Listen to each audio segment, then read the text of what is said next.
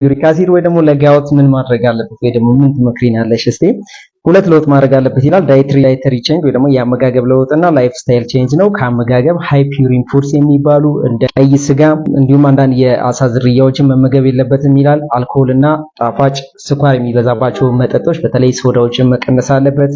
ሎው ፒውሪን ፉድስ በተቃራኒው ደግሞ የሚባሉ ምግብ እንደ አትክልትና ፍራፍሬ እንቁላልን ጨምሮ እንዲሁም ደግሞ ጥራጥሬዎችን ቢመገብ የተሻለ ይሆናል።